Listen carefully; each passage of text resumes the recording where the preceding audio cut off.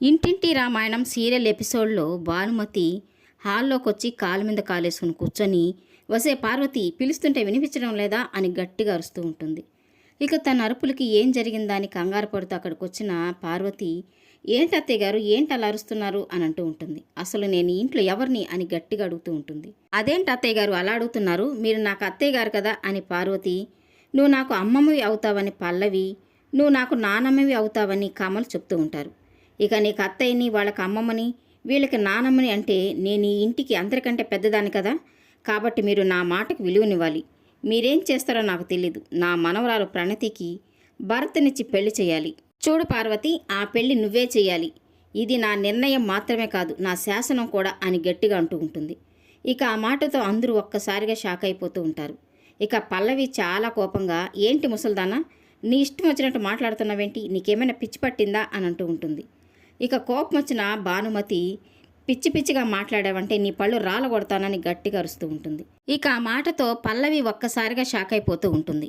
ఇక భానుమతి చాలా సీరియస్గా, ఒసే పార్వతి, నేను చెప్పింది నీకు అర్థమైందా అని అంటూ ఉంటుంది. ఇక పార్వతి, మీరు 100 చెప్పండి, 1,00,000 చెప్పండి అత్తయ్య గారు, నా కూతుర్ని అవని తమ్ముడు భరత్కిచ్చి పెళ్లి చేసే ప్రసక్తే లేదు అని అంటూ ఉంటుంది. ఇక భానుమతి, ఏం మాట్లాడుతున్నావే నువ్వు, ఇదేనా నువ్వు పెద్దవాళ్ళకి ఇచ్చే మర్యాద, గౌరవం, నీకు నేను అత్తని, నేను చెప్పినట్లు నువ్వు విని తీరాలి, వినాల్సిందే అని అరుస్తూ ఉంటుంది. ఇక కమలు, శ్రీకరు, నానమ్మ ఈ ఇంటికి పెద్దవాళ్ళు అన్నీ ఆలోచించే చెప్తారు, నానమ్మ చెప్పినట్టు నువ్వు వాళ్ళ పెళ్ళికి ఒప్పుకోమ్మా అని అడుగుతూ ఉంటారు. ఇక పార్వతి అయితే, ఈ ఇంటికి పెద్దగా, నాకు అత్తగా మీరు ఏం చెప్పినా వింటాను అత్తయ్య గారు, కానీ నా కూతురి పెళ్లి విషయంలో మీరే కాదు కదా, ఆ దేవుడే దిగొచ్చి చెప్పినా నేను ఎవ్వరి మాట వినను. నేను చూసిన సంబంధాన్నే నా కూతురికి చేస్తాను. నా కూతురి పెళ్లి విషయం గురించి ఎంత సీరియస్గా చెప్తున్నారంటే, ఆ అవని నాకు చెప్పి ఒప్పించమని మీకేమైనా చెప్పిందా అని అడుగుతూ ఉంటుంది. ఇక ఇంతలో అవని ఇంట్లోకి రావడంతో తనని చూసి ఇంట్లో వాళ్ళంతా ఒక్కసారిగా షాక్ అయిపోతూ ఉంటారు. ఇక పార్వతి, అసలు ఇక్కడికి ఎందుకు వచ్చావు అని సీరియస్గా అడుగుతూ ఉంటుంది.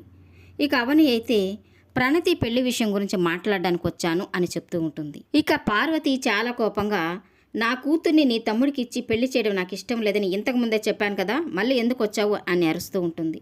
ఇక అవని, ఇప్పుడు నా భర్త నన్ను పోషించడం లేదు, ఆడదాన్నైన నేనే నా కాళ్ళ మీద నిలబడి బ్రతుకుతున్నాను, అలాంటిది మగాడైన నా తమ్ముడు బ్రతకలేడా, తన భార్యని పోషించలేడా, అలా అని మీరెందుకు అనుకుంటారు అని అంటూ ఉంటుంది. ఇక పార్వతి, నా కంఠంలో ప్రాణం ఉండగా నా కూతురికి నీ తమ్ముడికి ఎట్టి పరిస్థితుల్లోనూ పెళ్లి జరగదు అని అరుస్తూ ఉంటుంది. ఇక అవని కూడా అంతే సీరియస్గా ఈ పెళ్లి జరిగి తీరుతుంది అని అంటూ ఉంటుంది. ఈ వీడియో నచ్చినట్లయితే లైక్ చేయండి, సబ్స్క్రైబ్ చేయండి. Thank you for watching.